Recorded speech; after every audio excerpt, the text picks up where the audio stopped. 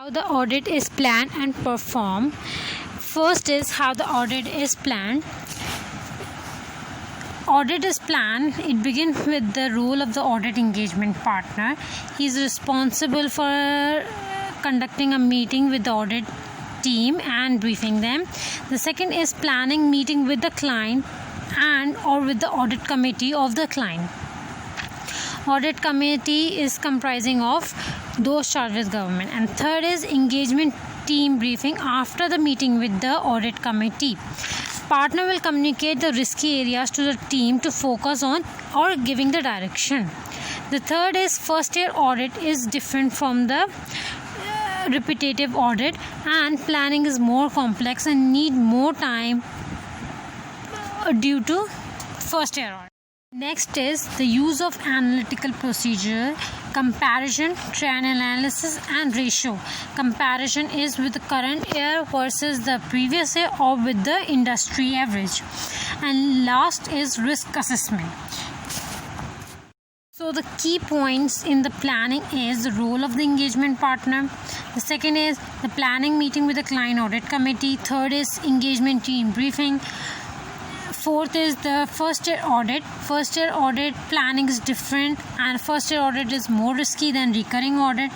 Then use of an analytical procedures to identify more risky areas or unusual relationships. And last is risk assessment. Audit is performed. Audit is performed adherence to the applicable standards and firm policies. Now the second thing that has to be considered is the person involved versus the work allocation, like a junior versus a senior manager. A junior cannot be allocated on the task that requires judgment or that is a key risk or a risky area of the audit. Third is deciding of a sample size. Fourth is adequacy of evidence, means the auditor have to judge that evidence is sufficient and appropriate.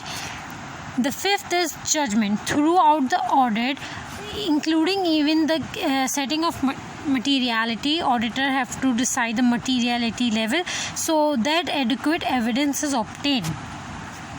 Then sixth is supervision. Supervision, there are two types of supervision. One is ongoing or daily. This is done to be ensure that the audit is on track, and this is the responsibility of manager or supervisor or job in charge. Then there is documentation of work. Documentation of work means the working papers, and the last is review of work performed. Usually two types of review of working paper. First is detailed review of working paper, means every single working paper is going to be checked. And the second is, there are three types of reviews. And the second is manager review of working paper. Working paper of risky areas are only review. And the third review is engagement partner review of work performed. Working papers of risky areas are only reviewed.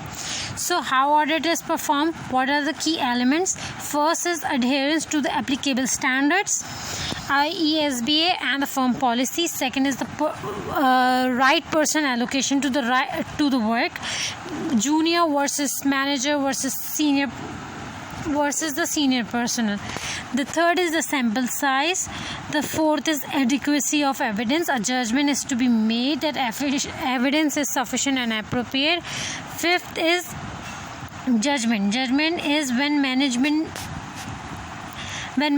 is trying to inform something, then it is a judgment. So throughout the auditor have to apply judgments. Then supervision, then documentation of working papers and review of the work performed.